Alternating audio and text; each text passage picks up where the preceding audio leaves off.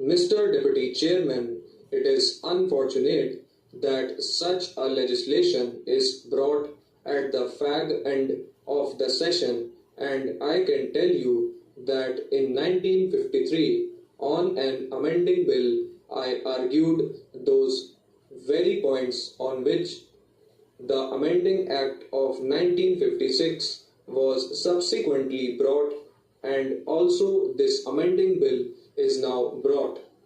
At least, sir, the ministers don't want to change anything in this house because it is coming at the end of the session, and on that account, further amending bills are later coming forward.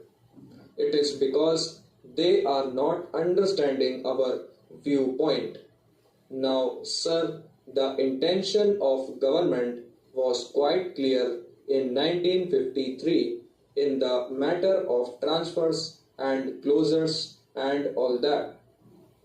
But we asked them to clarify it, and they did not clarify it. They clarified it in 1956 about transfers.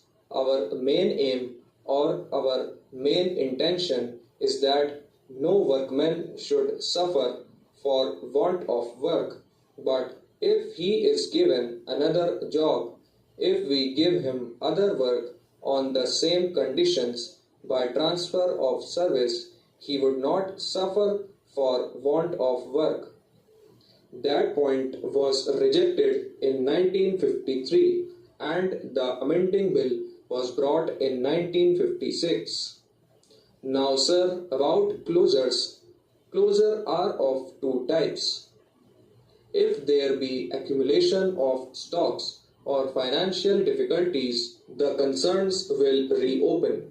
But there are closures of another type for reasons for which the concerns will never reopen or which will be razed to the ground. The machinery will be scrapped and the production which is existing will never be carried on. Even in such cases, sir, I know the intention of the Honorable Minister is to give compensation, and I think, sir, whatever may be the intention of government, whatever we argue will not be fully realized. But I can say that the implication of this is that when a concern is to be scrapped, then the workers are to be given compensation to the extent of 30 or 40 years of their service and 15 days pay, and the amounts may go to the extent of 12 to 15 lakhs of rupees, and the creditors who are there may not be paid at all. So let us understand the position of earthquake in certain cases. In that case, sir, we have to view the matters from a different angle.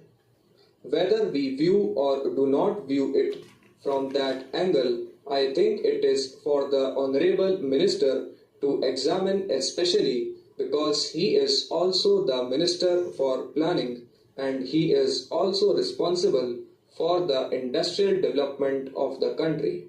So I hope he will look at it from both the angles of the effect of this measure on the industrial development of the country. That is the main thing. Industrial concerns which are scrapped are unable to pay. Then can we say that full amount is to be paid to the workmen along with the creditors who have also provided money for the concerns? There are the banks also who have advanced funds. What will be their position? There must be some limit fixed for associating the workers' claims along with them. Supposing that it is not accepted, then I will go further and say that with regard to those workmen who are to be paid compensation, we have to see whether they will be able to get work in about 1 year. In that case, sir, compensation may be limited to 1 year. I am sure a system can be devised that within 1 year a worker is provided with work, and I am making a suggestion to the Honorable Minister in this respect that there must be a decasualization scheme enforced in important centers where there are 60 units or 100 units working full hours in a week. Suppose a permanent worker is retrenched in one unit and there is another unit or units where workers are taken. This retrenched permanent worker should have prior claim over newcomers in that unit or those units. There must be legislation in this respect. If legislation is there, then this difficulty will be avoided. I feel, sir, we are going slow. We are not going into the root of the evil as to what is the reason for the closure and whether the permanent retrenched workers could not be accommodated in other concerns with no loss of pay or loss of pay for 4 months or till they get again permanent employment elsewhere. The next point is, sir, that many concerns are closed, are being sold on account of want of standardization of wages in the country. Certain units are employing about 50% more workers than others of the same size, and they are not able to get out of such surplus labor.